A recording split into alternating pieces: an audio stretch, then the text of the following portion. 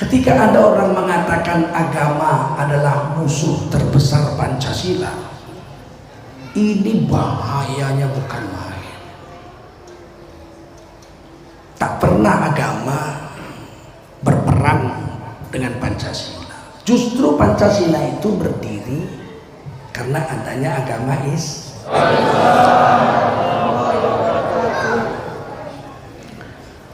Hamdan wa syukran lillah, wassalatan wassalaman ala rasulillah wa ala alihi wa sahbihi wa mawalah.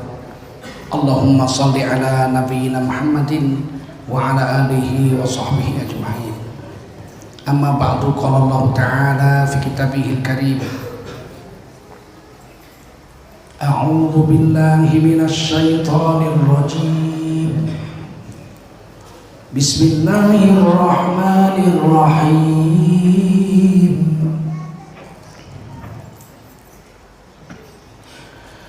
Ma kana Muhammadun aba ahadin min rijalikum walakin Rasulullah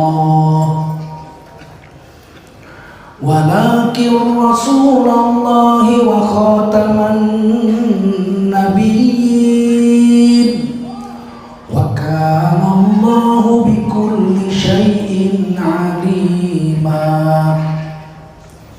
Ya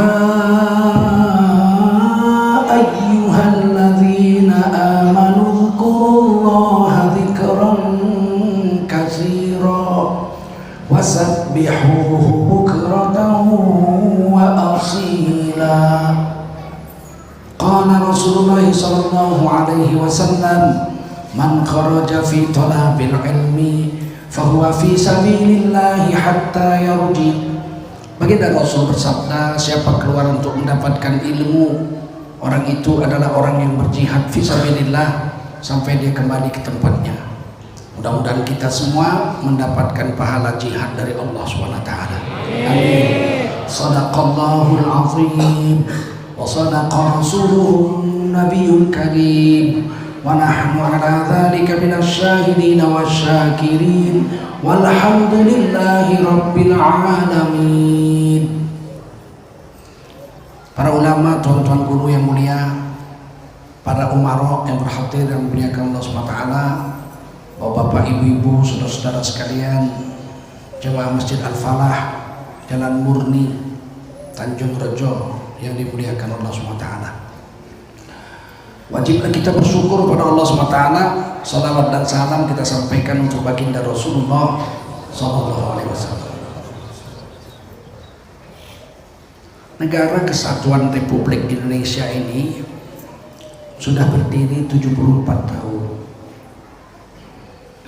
Sudah berlangsung pergantian presiden berkali-kali. Presiden Soekarno 20 tahun, Orde Lama. Pak Harto 32 tahun, Orde Baru. Pak Habibie 2,5 tahun, 2 tahun. Gus Dur pun separuh aja, 2,5 tahun. Diteruskan oleh Ibu Megawati, Orde Reformasi. Pak SBY 10 tahun. Pak Jokowi 5 tahun, masuk periode kedua sekarang. Sebelum Indonesia berdiri, negeri ini disebut negeri Nusantara. Orang Jawa menyebutnya Al-Jawi, orang Arab. Orang Arab menyebut Nusantara ini Al-Jawi.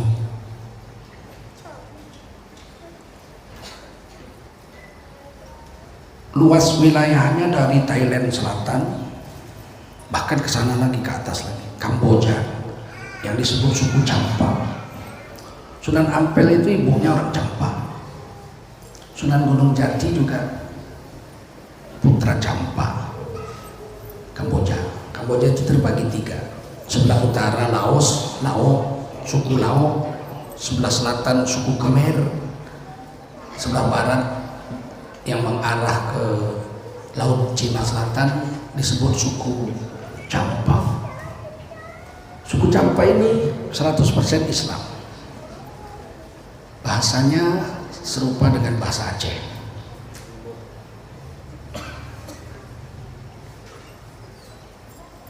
Khmer Merah komunis di bawah pimpinan Pol Pot membunuh orang 3 juta orang Kamboja. Orang Islam yang terbunuh itu 700.000 dari 3 juta orang itu. Dan saya sudah 2 kali ke sana. Waktu saya ke sana itu masih bergejolak perang. Tidak ada orang laki-laki di Campa sebaya saya waktu itu, nggak ada. Anak-anak umur 7 tahun, 6 tahun, atau kakek-kakek umur 60-70 tahun. Yang sebaya saya itu dibunuh 700.000 orang. Al-Quran yang saya bawa itu setiap hari dibawa keliling, dicium, karena semua Quran dibakar komunis. Ulama-ulamanya direbus hidup-hidup.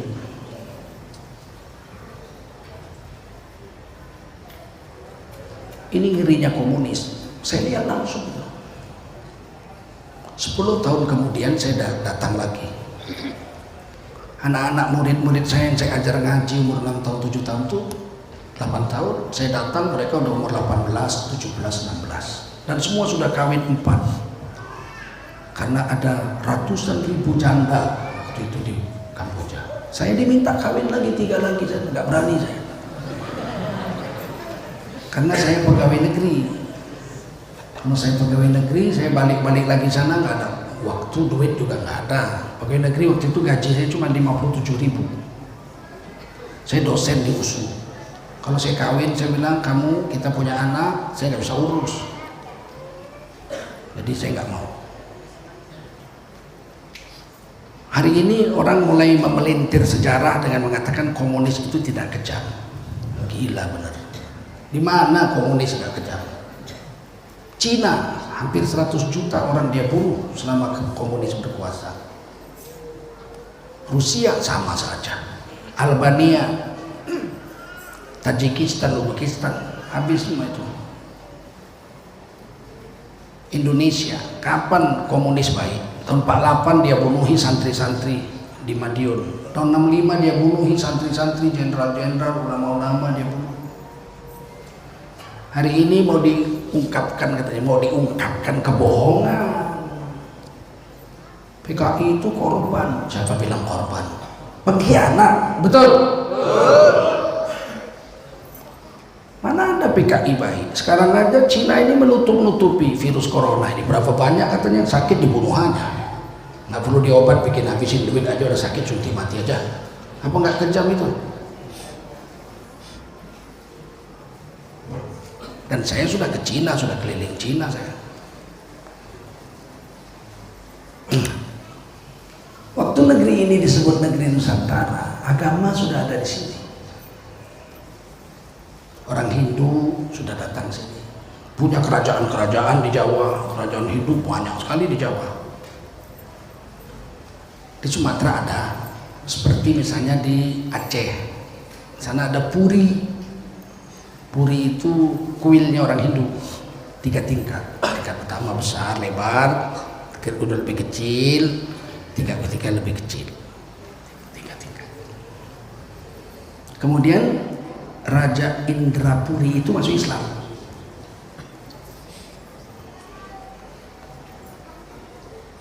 Kuilnya yang paling atas itu dibikin jadi masjid, dipasangi kayu-kayu jati, tidak dipaku itu, sampai sekarang masih ada. Saya sudah pernah sholat di situ. Indrapuri. Namanya pun masih disebut Masjid Indrapuri. Puri itu istana, Indra itu dewa petir. Bapaknya Adipati Karmo, dewa Indra, dewa petir. Menurut kepercayaan Hindu. Buddha juga ada di Indonesia. Candi Borobudur itu candi Buddha. Itu abad ke-8, berarti sudah 1200 tahun sebelum Indonesia merdeka. Dibuat oleh dinasti Samratungga, dinasti Salendra. Di Sumatera Hindu ada, tapi Buddha tidak ada. Saya baca katanya Candi Muara Takus di Kampar, Riau, Candi Buddha.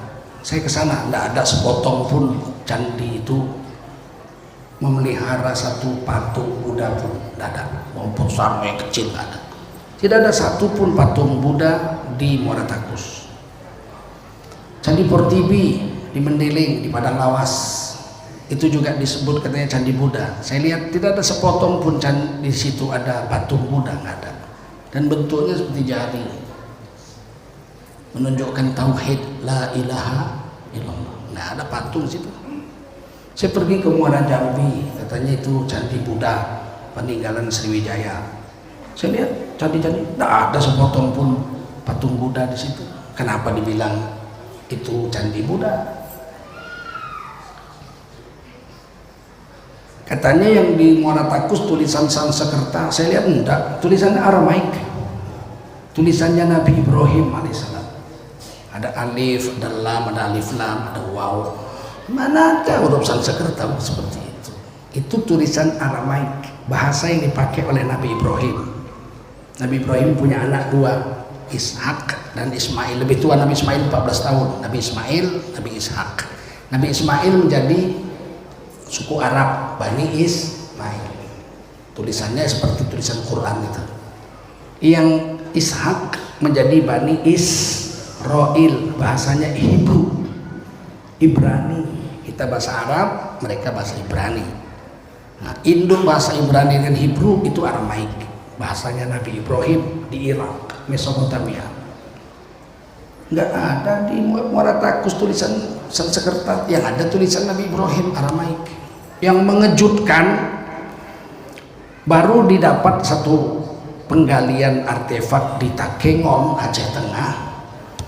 Didapati kuburan, batu nisannya itu tertulis La ilaha illallah, sudah 4000 tahun, tapi tidak ada Muhammadun Rasulullah. Bulan lalu saya ke sana, bupatinya bilang la ilaha illallahnya ada, Muhammadun Rasulullahnya nggak ada. Memang Nabi Muhammad belum lahir 4.000 tahun yang lalu kok. Terus agama siapa la ilaha illallah tulisan Arab? Agama Nabi Ibrahim, bukan tulisan Arab, itu tulisan Aramaik. 4.000 tahun yang lalu. Ada di situ istana Raja Lingge. Dari Lingge Takengon turun ke bawah, membuat kerajaan Lingga di Tanah Karo.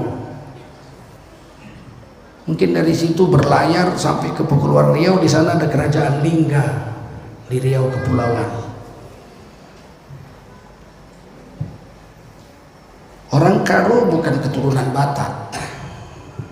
Itu buatannya Belanda penjajah Raja Batak, si Raja Batak. Orang Karo mana disebut Batak? Bahasanya juga bukan rumpun bahasa Batak. Bahasa Karo lebih dekat ke bahasa Alas, Kota Candi dan Takengon. Sidikalang itu bahasanya lain, orangnya pun lembut-lembut. Ini yang harus diluruskan. Tapi kita akui agama Buddha ada 1200 tahun yang lalu masuk sini, Candi Borobudur. Sebelum itu mungkin sudah ada tapi tidak besar. Bagaimana dengan agama Islam? Agama Islam tahun 48 Hijriah, berarti 1400 tahun yang lalu, itu sudah ada kuburan sahabat di Barus, Tapar di tengah.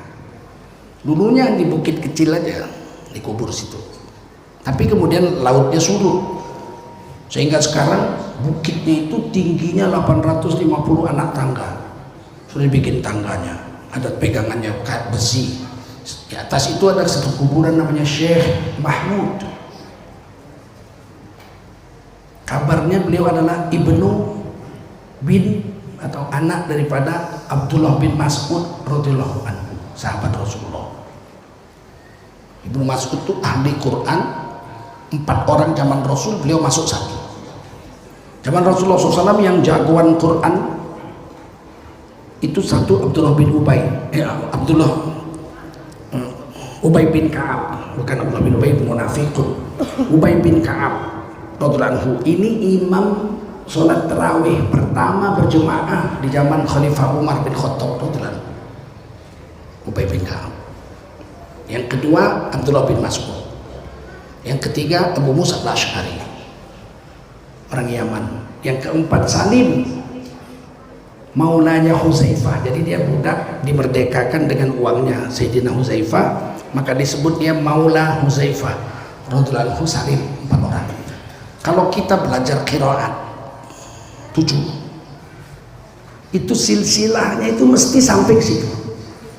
Saya punya ijazahnya, saya ambil dari Ustaz Azra'i Abdul Rauf, Syekh Azra'i Abdul Rauf. Jadi ijazah saya itu 1 buku, itu dari guru saya Syekh Azra'i Abdul Rauf, gurunya Syekh Ahmad Hijazi, Raisul Qurra di Makkah, terus gurunya lagi, sampai Ubay bin Ka'ab radhiyallahu anhu anin Nabi sallallahu alaihi wasallam an Jibril alaihi salam anillahi ta'ala. Wah, sampai situ ijazahnya. Begitu juga nanti yang dari Abdullah bin Mas'ud. Anak beliau itu berkubur di Barus tahun 48 Hijriah. Zaman Sayyidina Muawiyah bin Abi Sufyan. Kalau berkuburnya tahun 48 berarti sampai situ sebelumnya. Setuju? Setuju? Nah, masa sampai langsung mati. Dan murid-muridnya itu dikubur di kuburan Mahligai namanya, Bukit Mahligai. Salah satu muridnya yang paling tua adalah Syekh Rukunuddin, pendiri agama. Rukunuddin itu tiang agama, ada di sana, masih ada. Artinya Indonesia ini dulu negeri Nusantara sudah dimasuki Islam 1400 tahun yang lalu, zaman sahabat. Sekarang 1441, beliau tahun 48 sudah wafat, ya kan? 1390 sekian tahun yang lalu, 14 abad yang lalu. Adapun kerajaan Islam yang pertama berdiri di Nusantara ini adalah kerajaan Samudra Pasai di Gedong, Aceh Utara. Gedong. Yang pertama namanya Malikus Saleh, yang kedua anaknya Malikus Zahir, yang ketiga Malikus Zahir II.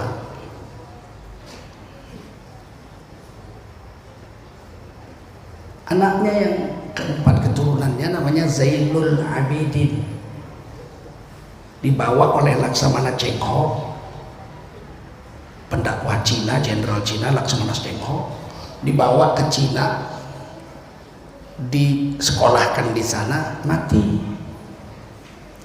Di dalam sejarah Cina ditulis namanya Raja Samudra Pasai, anaknya Pangeran Mahkota, namanya Cainuli Apitingki. Cainuli Apitingki. Orang Cina mana bisa bikin Zainul Abidin, tak bisa. Zainul Abidin ditulis Cainuli Apitingki. Kalau saya Zulkarnain ditulis Culukalanaini. Kalau nama saya ditulis pakai bahasa Cina, Culukalanaini.